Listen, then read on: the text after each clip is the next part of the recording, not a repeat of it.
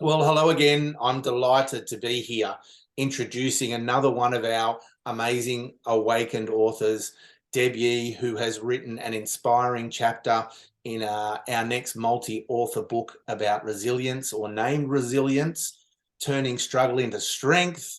I got that one out, Deb. Hooray. I just like to welcome her, Deb. We'd love to hear a little bit about yourself.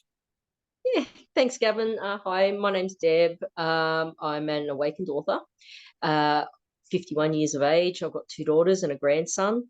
Uh, I work full time. I love getting out on my three-wheel motorbike, meeting different people. I'm in a very people-focused job. So I love getting out there and talking to people, sharing stories, sharing experiences. And yeah. I remember the first time we met, actually, Deb. It was at a charity golf day.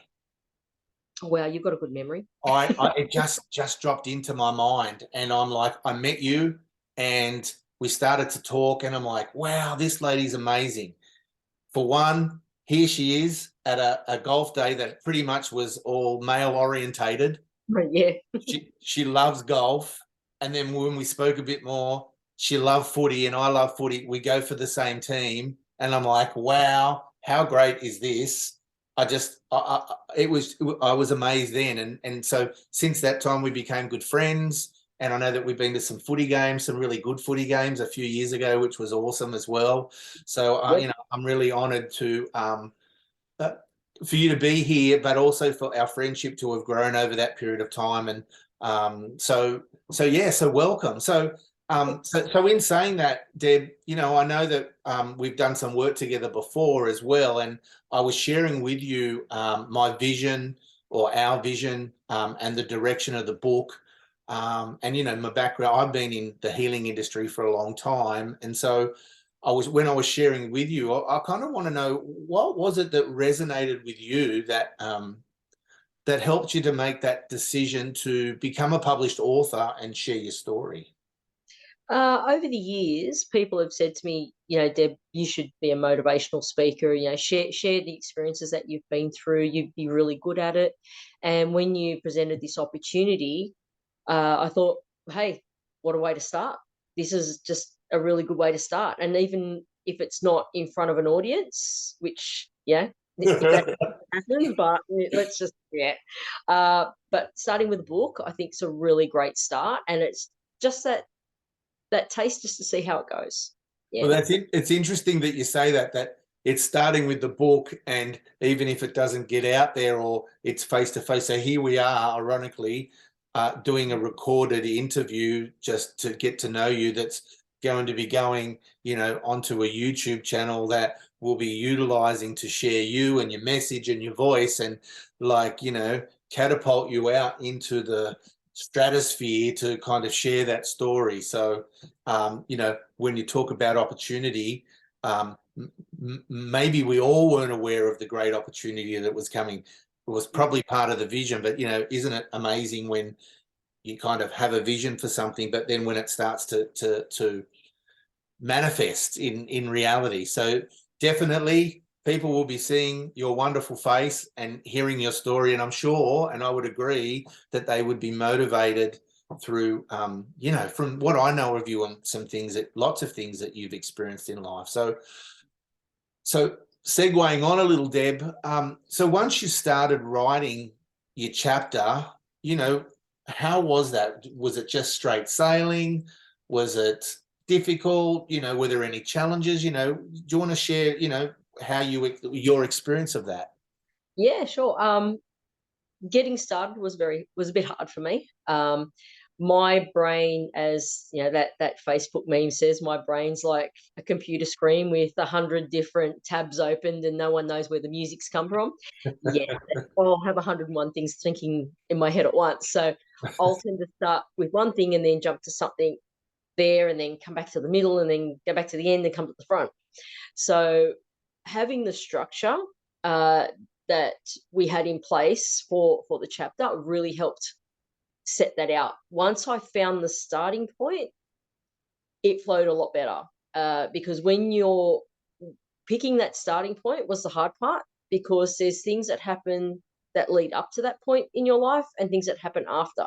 So do you start at the end and then go back to the beginning, or do you start there? Do you start at the very beginning? So once I found my starting point, things flowed a lot better. Yeah, wow. And many of the authors have said the same thing, because it's, like little streams that all kind of come into one kind of channel or one river. And like, what I'm hearing the theme is from a lot of the authors is it's been a bit, and I know that some others have actually said these words, it's a little bit easier to do a chapter in a multi-author book, and Mm. because it's a little shorter in the sense, and you can get started rather than having to write your own book. That would be. So every biography starts with, I was born at a very early age. So Yeah, well, there's probably some truth in that. So you found it a little difficult, but the support in there or the structure was helpful for you.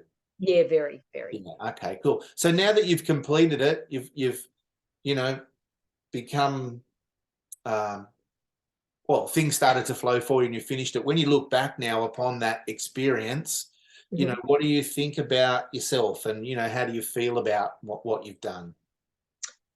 I feel good about what I've done. I'm a bit nervous for where it goes to from here. And I think all of us will be. Just, because there'll be people that, know me but don't know me. People have heard things, or, have, in conversation, or know little bits about me, but there'll be a chunk of my life there that's explains probably in one chapter 3 to 5 years of my a good chunk of 3 to 5 years of my life. Yeah. So, and it's a very condensed 3 to 5 years of my life. But on the other hand, it was a very long 3 to 5 years of my life. So, so a little bit nervous for where it goes from here, but excited at the same time. Yeah, excited and nervous, and that's understandable. And even though you're writing about that kind of chunk of time, most likely that's been the theme of your life anyway, because we all have like reoccurring patterns and things that happen that make us who we are. So, that little piece that you've kind of pulled out and nailed, essentially, I think will demonstrate why people have said to you, you should be a motivational speaker. Mhm.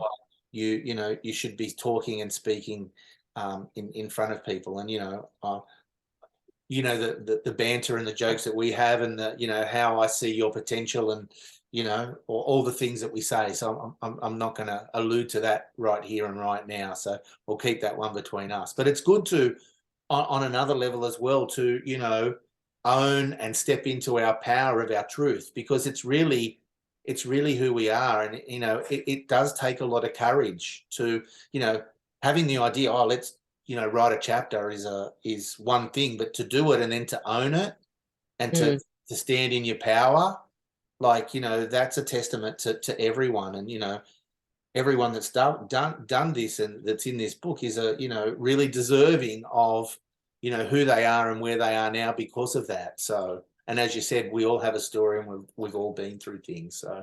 So Deb, one last question: what would you say to someone who's maybe similar to you? Maybe people have said to them, hey, you should speak in front of people, you should be a motivational speaker, maybe you should write a book, maybe you should write a chapter, and they've kind of had the doubts maybe that you've had, like, what will people think, can I get it done? What would you say to those people? Give it a go. Have a shot. Know the people that you're working with. If you've got the support from that team that you're working with, they'll help you out, get that structure right, get that content right. Sometimes it's very hard to put what's in your head into words. So when you've got people that kind of know you but don't know you as well, and there were some people that don't know me at all that helped out in this process, they can just help see through, I think, what's that saying? See the forest through the trees. Yeah. And then just help you sort that out, and then give you the support, and then just guide you in how to write it. Not what to write, but how to write, how to get those contexts right, how to put those words in order. Yeah, I think that's a really great point, because, this is an authentic story. That's your story. So no one apart from yourself can actually write it, but having the guidelines or the structure, as you said, and I would call it